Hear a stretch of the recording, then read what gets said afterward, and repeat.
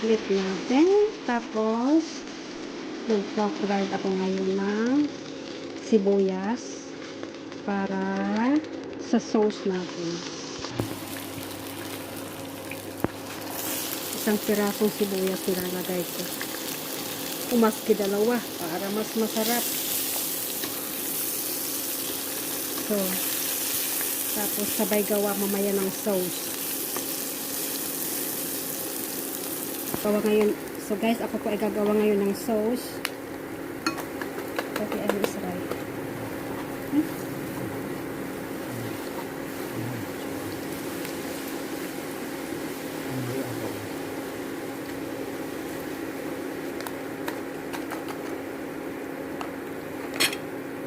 So, at dito din ako kukuha ng tubig dito sa pinaglutuan ng patatas. Dahil total organic naman yan. Galing yan dito sa garden ang patatas.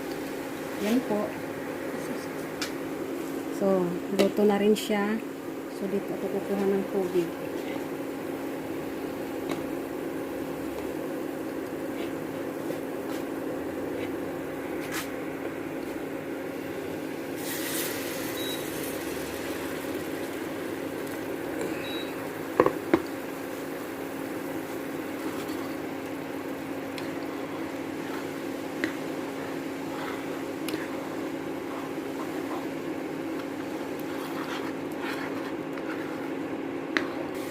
So guys, ibabalik ko na yung prenito ko kanina na meat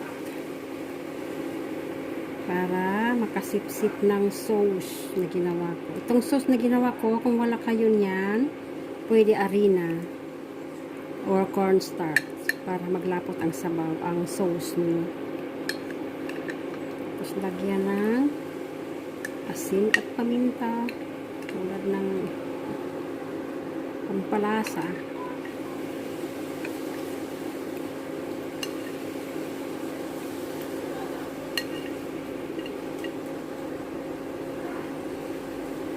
Lagay ko rin yan dyan. Ayan. So guys, ang patatas natin tapos na rin. Lagyan ko rin siya ng parsley.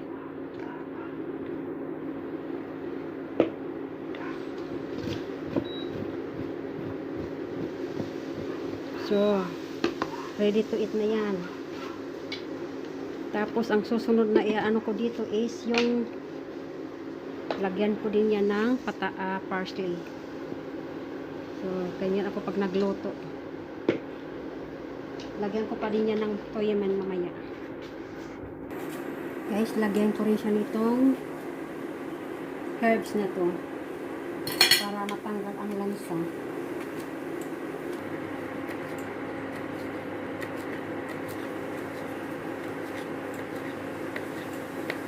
So,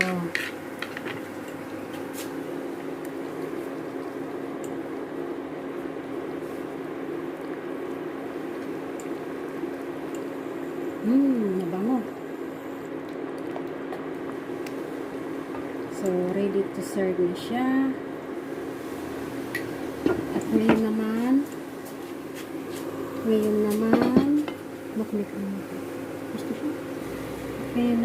ang cauliflower na nilaga natin.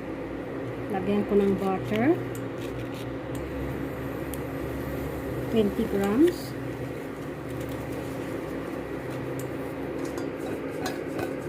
Para matunaw. Konting asin.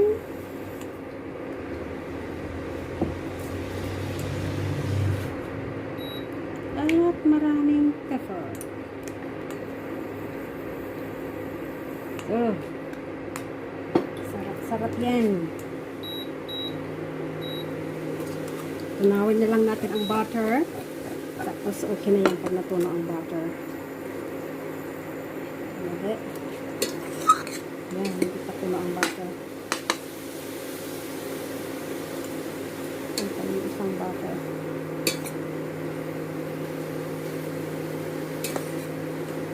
So, tunaw na rin yan.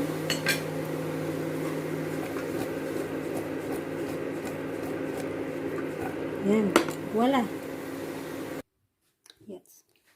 Hello guys, ito na po ang finished product natin. Tsaka ito ay ready to eat na. Ano po siya? Pork marinade with paprika. Tapos with potato or patatas or kartoffel and blooming cole or cauliflower with sauce. Okay guys. Guten appetito. Ikain ko na lang po kayo. Okay, God bless us all. Bye-bye.